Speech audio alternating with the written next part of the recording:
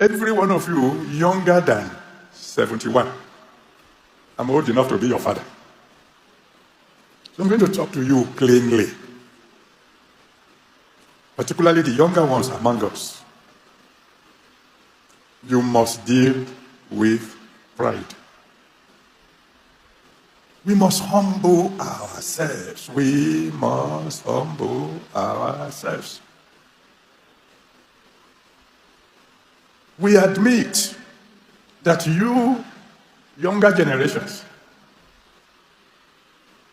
we admit that you may know much more than we do. We admit. We admit that you say you have new revelations. Although many of the things we are calling new revelations are not new. We may not know as much as you do. But if you tell me that what you are now, some of you are now preaching, is new revelation, that's not true. We've had it before. We have seen God in action. We have seen God demonstrate his power. We have seen anointing, the real thing, not the manufactured ones. Because like somebody said, some of us have not seen the real thing, so we don't know the fake. If you have never seen the original, anointing is not sweating. I've seen situations where, as young people, we will go on evangelism to riverine areas, and in the evening we will sleep in classrooms without windows, and mosquitoes will be dealing with us. And we could still remember a location when everybody was slapping themselves because mosquitoes were disturbing. And there was a brother who was cool. He said, "What's wrong with you? Why are you, can't you see the mosquitoes?" He said, "Mosquitoes? Mosquitoes are bothering you? Child of the living God? Don't they bother you?" He said, He rolled up his sleeves, opened his hand to the mosquitoes. And the mosquitoes zoomed in by the dozens. And as people watched, the mosquitoes dropped down dead, one by one. We've seen that. We've seen that. We might not know too much Bible. But I appeal to you. Honor these elders. They've gone through things that you don't know about. There are certain things you don't learn in Bible college. Certain things called experience. Thank you, my daddy in the Lord, Senior Pastor Daddy G.O. Enoch Adeboye, for this excellent talk. I personally appreciate what you said. Like I have said before, I really don't have any vendetta against any preacher or any person as a whole. I hear what people say and I criticize it, or I appreciate and I recommend it. I hope viewers of this channel do the same. Whenever I said something that you guys thought was out of line or was self-serving or was totally biased, you can also call me out on that, and I would love it. I will appreciate it. Now, I might not like it because it might rub on my skin the wrong way, but nevertheless, I will appreciate your honesty. I will appreciate your thoughts and opinion. Now, listen, okay, like my mom will always say, nothing destroys a man faster than pride and prestige. Someone who feels the need to always be boasting about themselves will quickly fall to the ground. Any man who must say, "I am king," is no king at all. So humility should be one of those principles that we employed every single now and then. We must be humble. We must admit when we make mistakes. We must be willing to say, "Listen, I got this all wrong. I misunderstood the whole situation. I am sorry. I was wrong. Without making any excuses. Without saying, but you did this or but you did that. No, no, no, no, no, no, no, no. When we start saying but, if, we don't get the problem solved and we are not sincerely sorry.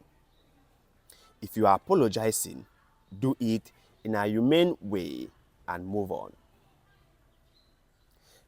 Now, the man of God complained or said that some preachers are too boastful, right? Are too proud. And they are saying that, well, they have seen God, or they can do this, or they can do that. They are the best, and so on and so forth. And according to the man of God, that is Daddy G.O.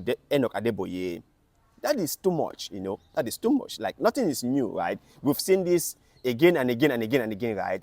And like most people will make you know or will tell you, even this will come to pass, right? Like, nothing ever lasts forever.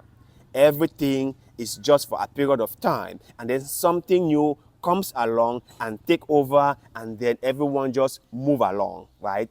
It's not like anything was gonna ever last forever. No, it doesn't happen that way. So if you're a preacher out there thinking that you are the best, I'm sorry for you. I'm sorry. And that is exactly what our daddy in the Lord, Enoch Adeboye, was saying. That you are not the first person to preach the Bible, and you will definitely not be the last. That people came before you, they did what they had to do, they served their purpose, and then they passed on. And now you are here.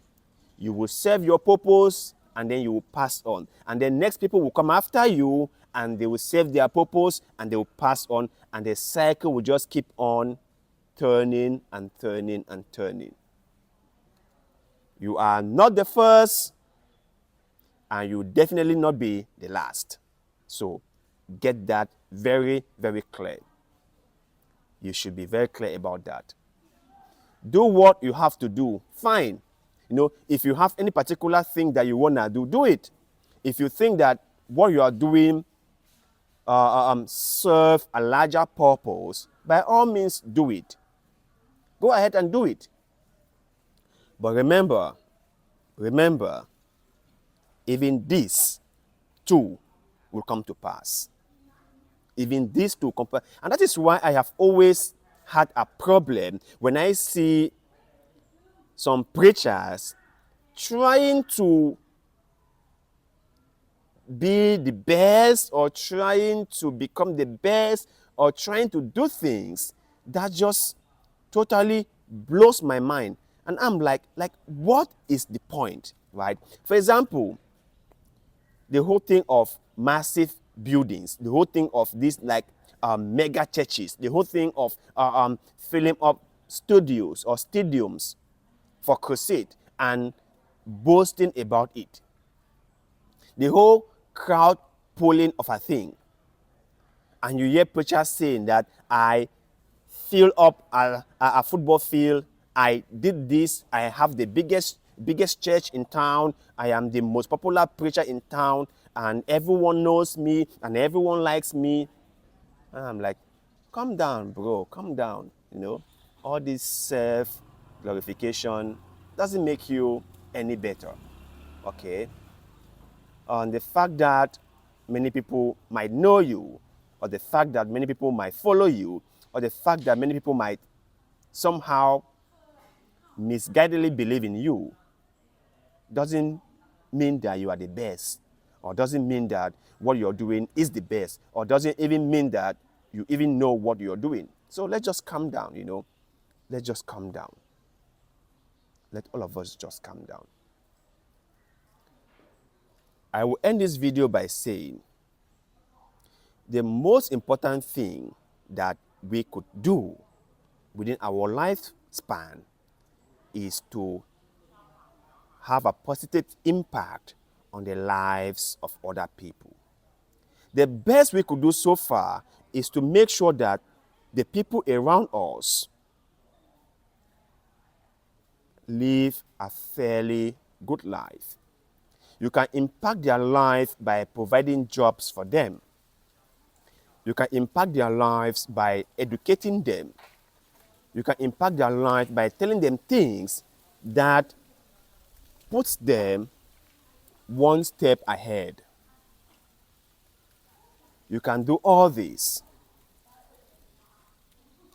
That is how you create an impact.